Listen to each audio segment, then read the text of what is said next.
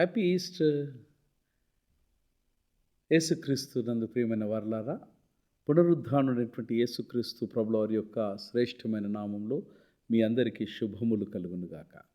Easter పండగ నేటి ధ్యానం కొరకు మనకివ్వబడినటువంటి లేఖన భాగాలు యెహెజ్కేలు గ్రంథం 37వ అధ్యాయం 1-14 వచనాలు, సంకీర్తన 49, కొరింథీయులకు రాసినటువంటి 2వ ఉత్తరం 5వ అధ్యాయం 1-10 వచనాలు, మార్కు సువార్త 16వ అధ్యాయం 1-11 వచనాలు. ఈస్టర్ పండగ కేవలము ఒక స్మరణ మాత్రమే కాదు. ఇది దేవుని మహోన్నత ప్రకటన. మరణము మీద ఆయన తుది విజయాన్ని ఇది ఘోషించేటువంటి ఒక దివ్యమైనటువంటి తీర్పు. పాపం, క్షయం, మరణం అనే అంధకార శక్తులన్నిటిపై దేవుడు ఇచ్చినటువంటి అంతిమమైనటువంటి సమాధానమే ఈ పునరుత్థానం. నేడు మనకు ఇవ్వబడినటువంటి గ్రంథ భాగములు ఈ విజయాన్ని వాగ్దానంగా, ప్రతిఘటనగా, మార్పుగా, సంపూర్ణతగా మనకు ప్రత్యక్షపరచబడుచూ ఉన్నవి. యెహెజ్కేలు గ్రంథం 37వ అధ్యాయం 1-14 వచనంలో మనము ఎముకల యొక్క లోయలో నిలుచున్నటువంటి విషయాన్ని చూస్తున్నాం. ఆశలన్నీ అడి ఆశలైనటువంటి దృశ్యం అక్కడ. ఇశ్రాయేలు బలహీనంగా మాత్రమే కాదు, సర్వస్వంగా అది నిర్జీవమై ఉన్నది. అయితే దేవుడు పలుకుతూ ఉన్నాడు. దేవుడు ఇశ్రాయేలుకు ఊపిరి పోస్తూ ఉన్నాడు. దేవుడు ఇశ్రాయేలుకు మరలా జీవమునకు తీసుకుని వస్తూ ఉన్నాడు. ఇక్కడ వాడబడినటువంటి హీబ్రూ పదము రువాహ్. రువాహ్ అన్నటువంటి హీబ్రూ పదం యొక్క అర్థము శ్వాస, ఆత్మ, గాలి అని మనకు తెలియచేయున్నది. ఇది తెలియచేయనది ఏమనగా, పునరుత్థానము మనుష్యుని యొక్క కృషి వలన కాదు, అది దేవుని యొక్క పునః సృష్టి. చనిపోయినది బ్రతకటం అనేటువంటిది సహజ సిద్ధ ప్రక్రియ వలన జరిగేది కాదు. సర్వాధికారి కలిగినటువంటి దేవుని యొక్క ఆత్మ వలన పునఃసృష్టి లేదా పునరుత్థానము జరుగును. ఇది యథార్థము. ఇది ఈస్టర్ యొక్క ప్రవచనము యొక్క సూచన. మరణము ఏ చోటైతే ఏలిందో ఆ చోటే దేవుడు మరణము స్థానాన జీవమును కలుగచేస్తూ ఉన్నాడు. సంకీర్తన 49లో ఈ ఉద్వేగాన్ని మరింత లోతుగా చాటుచూ ఉన్నది. సంపద మనుష్యుని యొక్క ప్రాణాన్ని విమోచింపలేదు. శక్తి సమాధిని జయించలేడు. అయినను కీర్తనకర్త ధైర్యంగా ప్రకటిస్తున్నాడు, దేవుడు తన ప్రాణాన్ని పాతాళాధికారము నుండి విడిపించును అని ఘోషిస్తూ ఉన్నాడు. ఇది తాత్వికమైనటువంటి ఆశావాదము కాదు. ఇది ధార్మికమైనటువంటి దైవ వాక్యం. ఇది మరణము వాస్తవం, జాతస్య ధ్రువం మరణం. కానీ అది తుది సత్యము ఎన్నటికీ కాదు. పత్రికల పాఠము 2వ కొరింథీయులో 5వ అధ్యాయం 1-10 వచనాలలో అపోస్తలుడు అయినటువంటి పౌలు ఆశ నుండి నిశ్చయిత వైపు మనల్ని నడిపిస్తూ ఉన్నాడు. భౌతిక గుడారమును నిత్య నివాసముతో ఆయన తారతమ్యము చేస్తూ ఉన్నాడు. ఇక్కడ పునరుత్థానం అనేది కేవలము మళ్ళీ బ్రతుకుట కాదు. పునరుత్థానం అనేది ఇక్కడ మార్పు, మరణత్వము జీవము చేత గ్రహింపబడటం. ఇది విజయము యొక్క భాష. మరణము అంతము కాదు, జీవమునకు అది ఆరంభమై ఉన్నది. అది మహిమగల జీవమునకు ఒక ద్వారం. విశ్వాసి ధైర్యముతో జీవించును, ఎందుకనగా క్రీస్తునందు పునరుత్థానము ఇప్పటికే స్థిరపడ్డది. చివరిదిగా మార్కు సువార్త 16వ అధ్యాయం 1-11 వచనాలలో కథా శిఖరము దర్శనమిస్తూ ఉన్నది. స్త్రీలు సమాధికి వచ్చిరి, మరణమును వారు ఆశించిరి, మరణపు స్థితిని వారు ఆశించిరి, కానీ ఖాళీ సమాధిని వారు దర్శించిరి. ప్రకటనను, ఆశ్చర్యమును పొందడం వారి వంతు అయింది. ఆయన లేచి ఉన్నాడు. ఇక్కడ లేడు. పునరుత్థానం అనేది ఒక ఆలోచన కాదు. అది చరిత్రలో జరిగినటువంటి యథార్థమైన వాస్తవిక సంఘటన అది. సమాధి నిశ్శబ్దాన్ని దేవుని కార్యము ఛేదించెను. భయమును, ఆశ్చర్యమును మొదట ప్రతిస్పందనగా మనము చూస్తూ ఉన్నాం. ఎందుకనగా పునరుత్థానము మానవుని యొక్క అంచనలన్నిటినీ తలక్రిందులు చేయుచూ ఉన్నది. అందుచేత ప్రవచనము నుండి కీర్తనకు, సిద్ధాంతము నుండి చరిత్రకు ఈ దినం యొక్క గ్రంథ పాఠములు ఒకే సత్యాన్ని మనకు ఘోషిస్తూ ఉన్నవి. జీవమునకు ప్రభువైనటువంటి దేవుడు క్రీస్తు పునరుద్ధానమునందు మరణమును జయించెను. కాబట్టి ఈస్టర్ కేవలము యేసు ప్రభుల వారు లేచినటువంటి దినము మాత్రమే కాదు కానీ, మరణమునకు ఇక తుది మాట లేదని దేవుడు ప్రకటించినటువంటి ఒక భవ్యమైనటువంటి దినమిది. లోయలో మళ్ళీ బ్రతుకును, సమాధి పుట్టించలేడు. క్రీస్తునందున్న వారు ఆయన విజయములో భాగస్వాములు అవుతారు.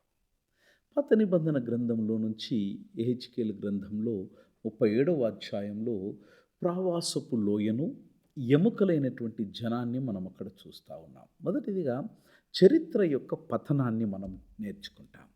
జాతి నుండి జడత్వం విషయం మనము గ్రహిస్తాం.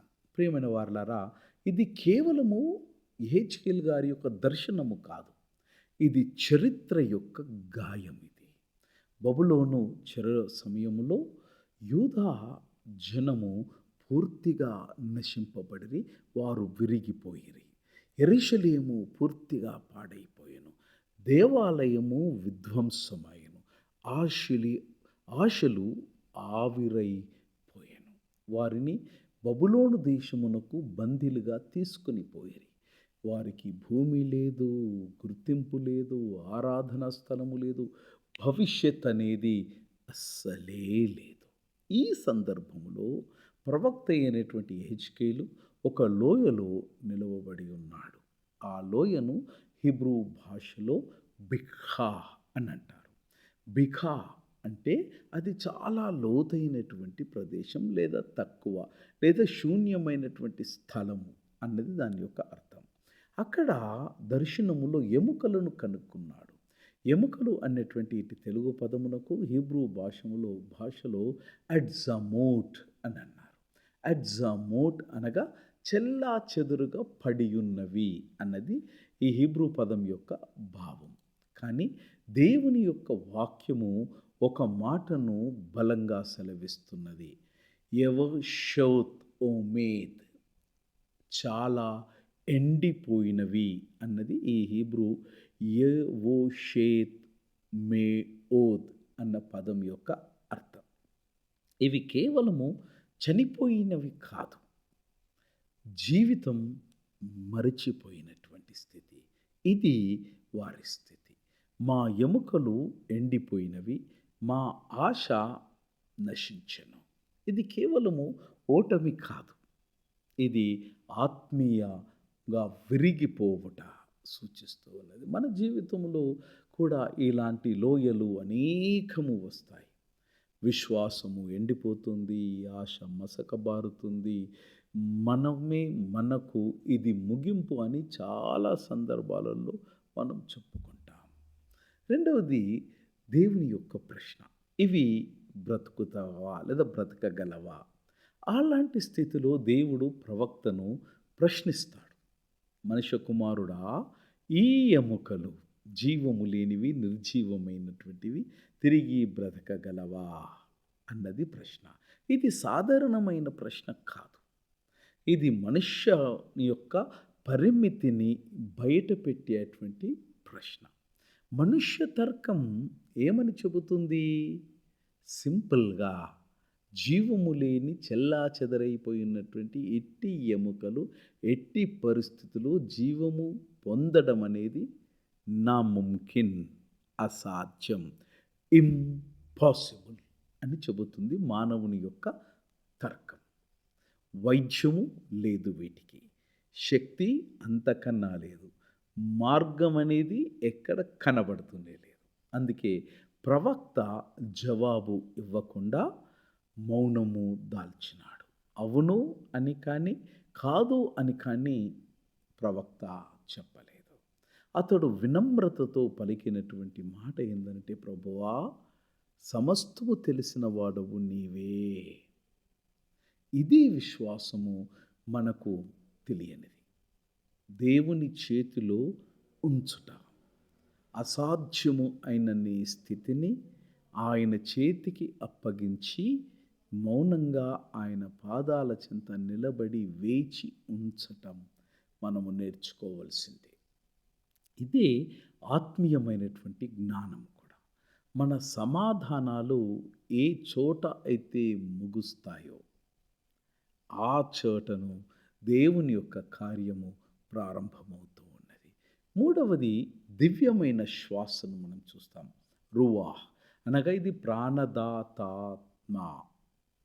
ఇప్పుడు దేవుడు కార్యములో ప్రవేశిస్తున్నాడు. ఆయన సెలవిస్తున్నటువంటి మాట ఏంటంటే, నేను మీలో రువాహ్ ఉంచెదను, మీరు బ్రతికెదరు. నిర్జీవమైన స్థితిలో దేవుని యొక్క శ్వాస ప్రవేశించనై ఉన్నది. ఇప్పుడు రూవాహ్ అనగా గాలి, శ్వాస, ఆత్మ అన్నది దీని యొక్క భావం. ఇది ఆదికాండము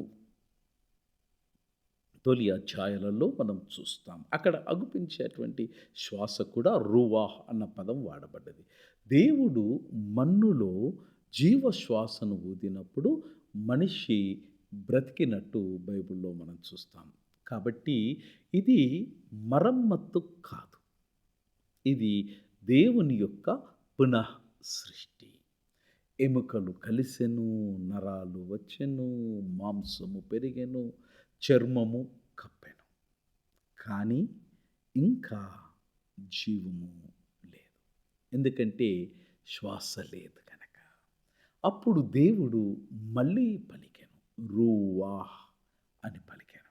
అప్పుడు జీవము ప్రవేశించెను.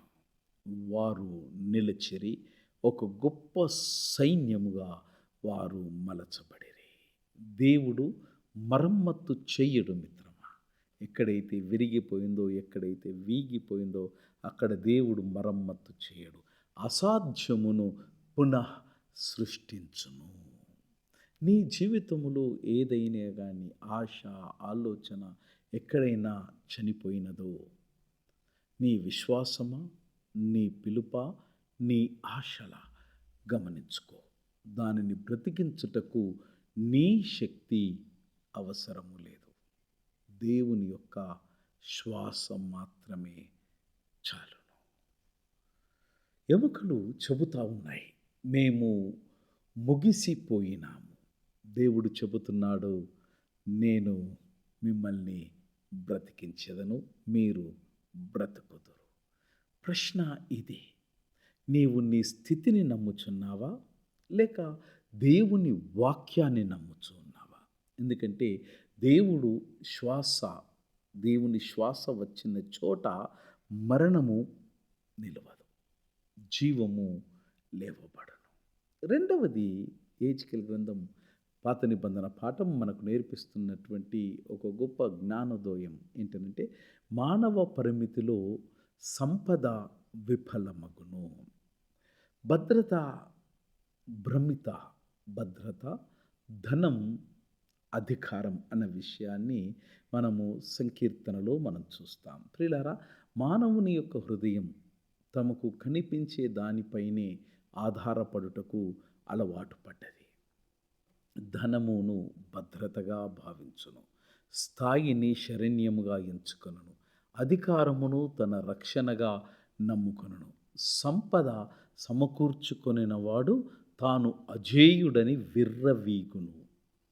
కాలానికి, కష్టానికి అతీతుడనుకొని జీవించును. అయితే కీర్తనకర్త మన భ్రమను ఛేదిస్తూ ఉన్నాడు. ధనం మృత్యువుతో సంభాషించలేదు, అధికారం సమాధి తలుపులను మూయించలేదు, మన బలం ప్రాణమును నిలుపలేదు. ఇవన్నీ అన్నీయు జీవితము నడిపించగలవు. కానీ మరణాన్ని జయించలేవు. రెండవది మరణము యొక్క నిశ్చతత్వాన్ని, సమానతను కలగచేయువాడు. మరణము మహా సమానికర్త.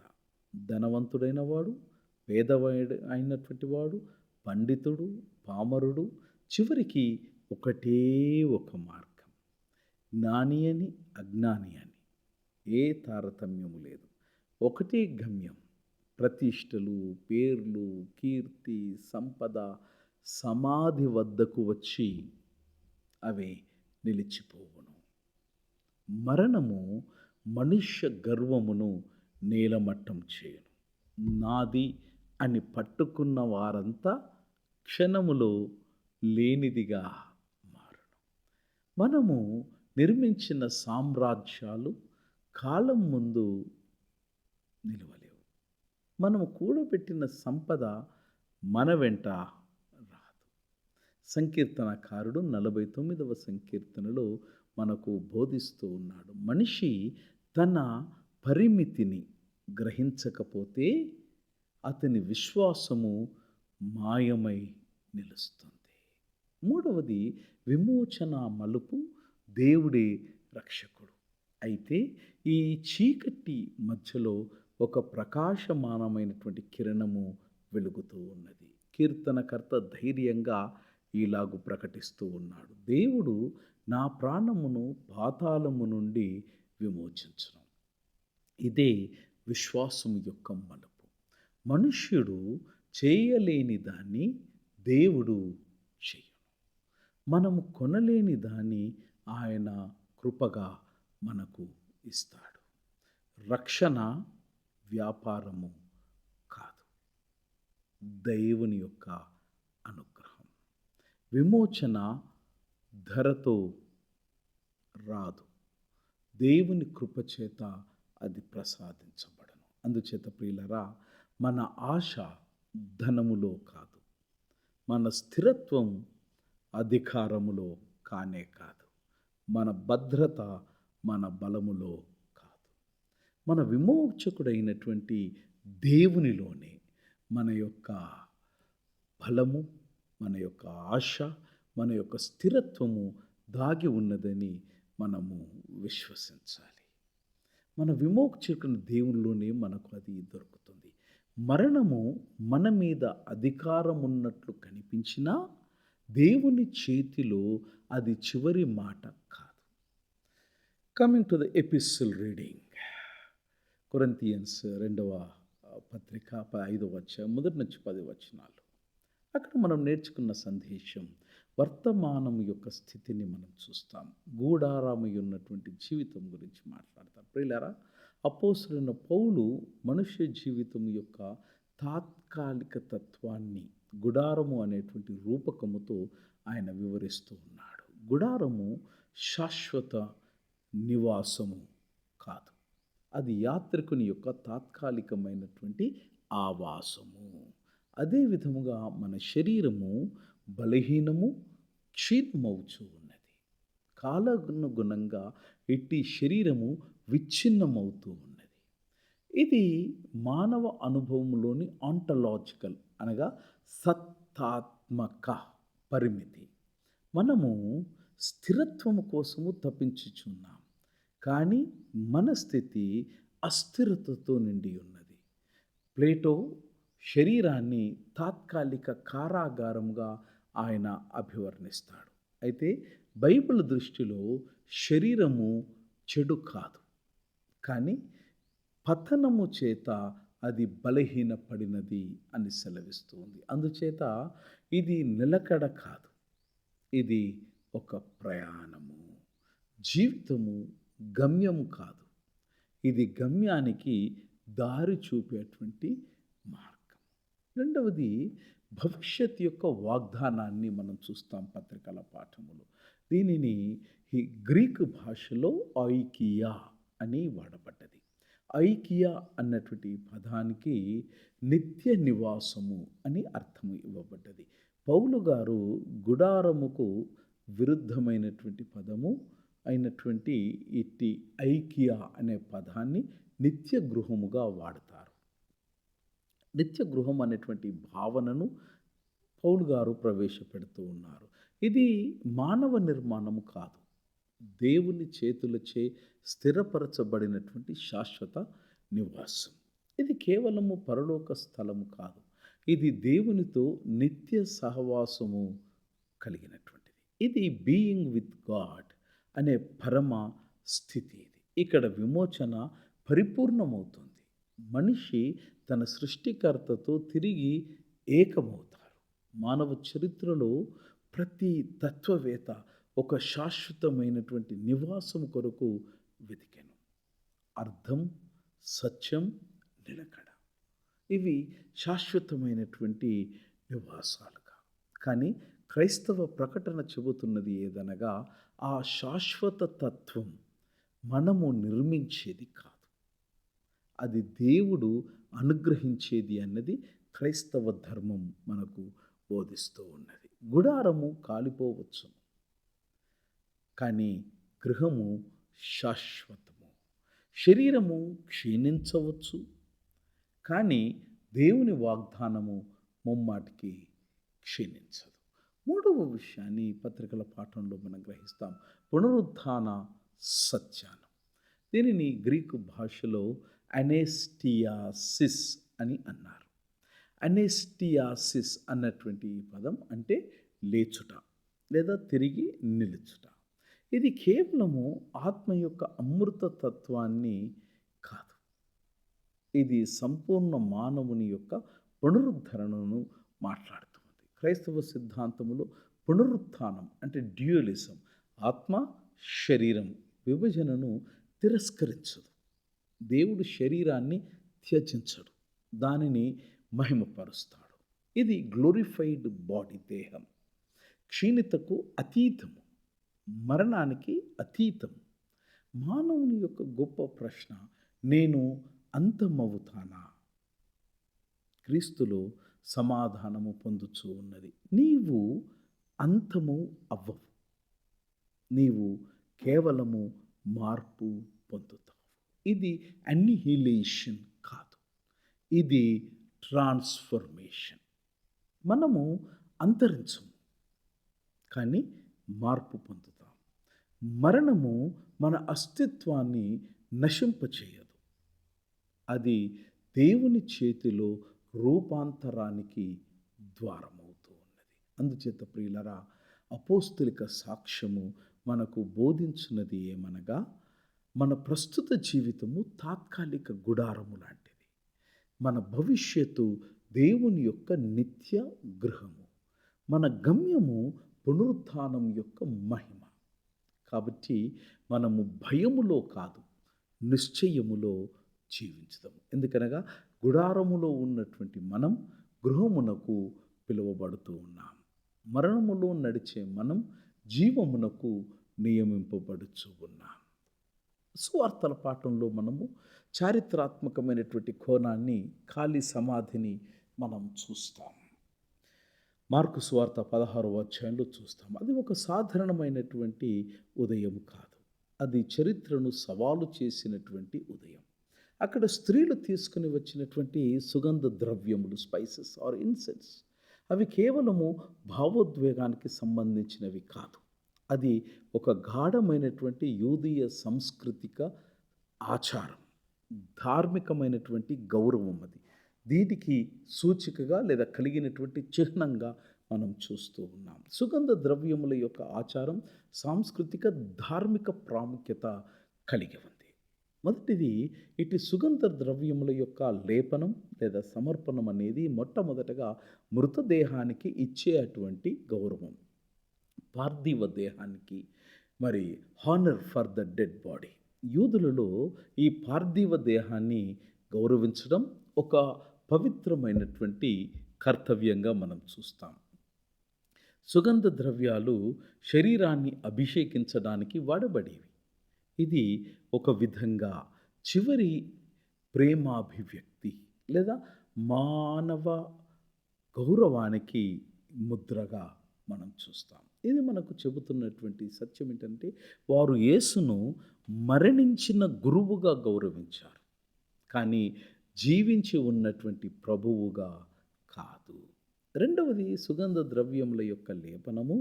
ఇది కుళ్ళు లేదా క్షీణించేటువంటి పార్థివ దేహము యొక్క ప్రక్రియను కాసంత రవ్వంత ఆలస్యము చేయటానికి వాడబడేది. ఆ కాలములో ఎంబామింగ్ ఈజిప్ట్ దేశంలో లాగా చేయబడలేదు. కాబట్టి సుగంధ ద్రవ్యములు పార్థివ దేహము యొక్క దుర్వాసనను తగ్గించుటకు లేదా కుళ్ళును కొంతవరకు నియంత్రించుటకు వాడబడేటువంటివి. ఇది ఒక వాస్తవికమైనటువంటి దృష్టి. వారు శరీరము కుళ్ళిపోతుందని అంగీకరించినారు. అంటే పునరుత్థానం అనేది వారి ఆలోచనలో ముమ్మాటికి అది లేనే లేదు. మూడవది దుఃఖ ఆచారాన్ని చూస్తాం. సుగంధ ద్రవ్యములతో సమాధికి రావడం అనేది ఒక విధమైనటువంటి దుఃఖ ప్రదర్శన, మౌర్నింగ్ రిచువల్ అని అంటాం ఇంగ్లీష్లో. ఇది ప్రేమతో కూడినటువంటి తుది వీడ్కోలు, సేయింగ్ గుడ్ బై, చివరి యొక్క సేవ, లాస్ట్ సర్వీసెస్ అని చెప్పొచ్చు. ఇక్కడ ఒక గొప్ప వ్యతిరేకత ఉంది. వారు దుఃఖముతో వచ్చారు. దేవుడు వారికి విజయాన్ని సిద్ధం చేసినాడు. నాలుగవది, it is a royal symbolism. పురాతన ప్రపంచంలో సుగంధ ద్రవ్యములు అనేటువంటివి కేవలము రాజులకు, మహానుభావులకు మాత్రమే ఇవి వాడేవారు. ఇవి అందించబడేవి. అజ్ఞానంగా అయినా ఈ స్త్రీలు ఒక రాజును గౌరవించినారు. కానీ ఆయన శాశ్వతంగా జీవించే రాజు తిరిగి లేచాడు అన్నది వారు ఆ క్షణానికి గ్రహించలేకపోయినారు. ఈ సంఘటనలో ఒక గొప్ప విరోధ భావము ఉంది. మానవ చర్య ఏంటనంటే మరణాన్ని అంగీకరించుట, దైవ చర్య ఏంటి అనంటే మరణాన్ని చేయించుట. స్త్రీలు తీసుకుని వచ్చిన సుగంధ ద్రవ్యములు చెబుతున్నటువంటి సత్యం ఏంటనంటే అంతా అయిపోయింది, అంతం అయిపోయింది. కానీ ఖాళీ సమాధి ప్రకటించిన గొప్ప సత్యం ఏంటనంటే ఇది అంతా అయిపోలేదు, అంతము కాలేదు, కానీ ఇది ఆరంభము మాత్రమే. అంతం కాదిది ఆరంభమని ఖాళీ సమాధి ప్రకటిస్తూ ఉంది.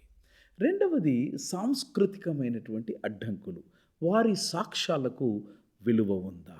ఆ కాలంలో అనగా మొదటి శతాబ్దంలో యూదా సమాజంలో స్త్రీల యొక్క సాక్ష్యానికి చట్టబద్ధత పరంగా పెద్ద ప్రాముఖ్యత లేదు. చట్టసభలలో, కోర్టులలో లేదా న్యాయస్థానంలో స్త్రీల యొక్క సాక్ష్యము చాలా బలహీనంగా పరిగణింపబడుతూ ఉన్నది. సామాజికంగా వారు స్త్రీలను ప్రక్కన పెట్టారు.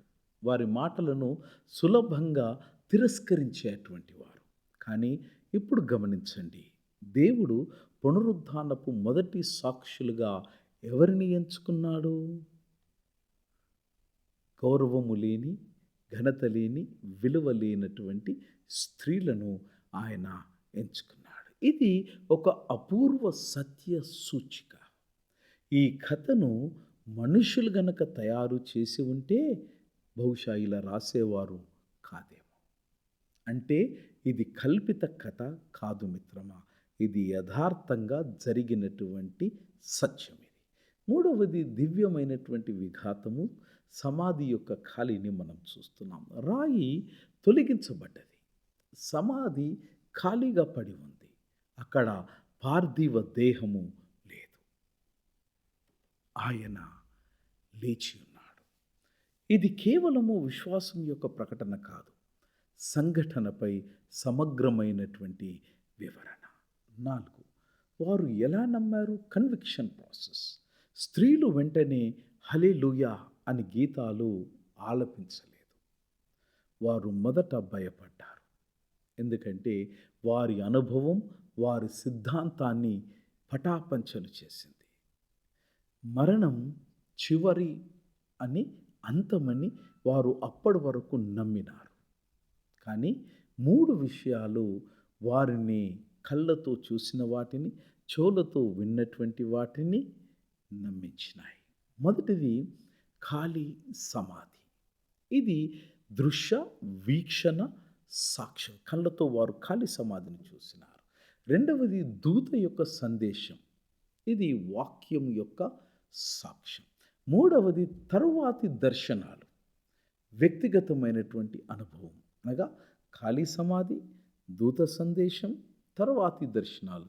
ఇవి మూడు కూడా కలిసి వారిలో ఉన్నటువంటి భయము యొక్క స్థానములో అవి విశ్వాసంగా మార్చబడ్డాయి. ఐదవది స్త్రీలు అడ్డంకులను ఎలా దాటారు? వారి ముందు రెండు చాలా పెద్ద దుర్భేద్యమైనటువంటి గోడలు ఉన్నాయి. మొదటి గోడ ఏంటంటే భయం. ఇది నిజమైతే ఏమైతుంది? రెండవది ఏంటంటే ఈ లోకం, నీ చుట్టూ ఉన్నటువంటి సమాజం, మన మాటను ఎవరు నమ్మరు. అయినా వారు నిశ్శబ్దంగా ఉండలేదు. వారు వెళ్ళి ప్రకటించారు. అపహాస్యాన్ని ఎదుర్కొన్నారు. అయినా సత్యాన్ని వారు దాచలేదు. భయము నుంచి ధైర్యానికి, నిశ్శబ్దము నుంచి సాక్ష్యానికి ఇది మార్పు కాదు. ఇది పునరుద్ధానం యొక్క మహా గొప్ప శక్తి యొక్క పనికి నిర్వచనము. 5 క్రీస్తులో సంపూర్ణతను మనం చూస్తాం. దర్శనము యొక్క నెరవేర్పును మనం చూస్తాం. బుక్ ఆఫ్ ఎజెకియేల్లో ఎండిన ఎముకలు జీవించాయి. ఇప్పుడు సమాధి జీవాన్ని విడుదల చేసింది. రెండవది కీర్తనలో విమోచన సిద్ధిని చూస్తాం. సంకీర్తనలో ఒక ఆశ, ఇప్పుడు చరిత్రలో అది సత్యమైంది.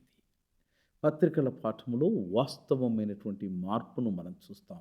పునరుద్ధానము ఒక భావోద్వేగము కాదు, అది చారిత్రాత్మకమైనటువంటి విఘాతం. మరణముకు ఇక అధికారము లేదు. మరణము ఇక అధికారి కానేరదు. దేవుని ప్రియమైన వారలారా, గతము నుండి వర్తమానం వరకు ఆ స్త్రీలు ఎదుర్కొన్నటువంటి అడ్డంకులు ఈరోజు మన జీవితాల్లో కూడా కోకొల్లలుగా ప్రతిరోజు మనకు ఉన్నాయి. ఆ కథ మనలో కూడా ఆ కథ ఉంది. మనము కూడా భయంతో నిలుస్తామా? లేక సత్యానికి సాక్షులుగా నిలబడతామా? భవిష్యత్ యొక్క నిర్ధారణ. మన గమ్యము సమాధి కాదు, మన గమ్యము మహిమ. అంతిమ ప్రకటనలో లోయ అంతము కాదు, సమాధి అంతము కాదు, సమాజము చెప్పే అసాధ్యము కూడా ముమ్మాటికి అంతము కాదు. ఎందుకంటే అవమానించబడినటువంటి సాక్షులు కూడా దేవుని సత్యాన్ని మోసుకొస్తారు. అంతము పునరుత్థానమే. God bless. Wish you very happy Easter. Yesu ప్రభువు లేచెను, నిజముగా లేచెను. హల్లెలూయా.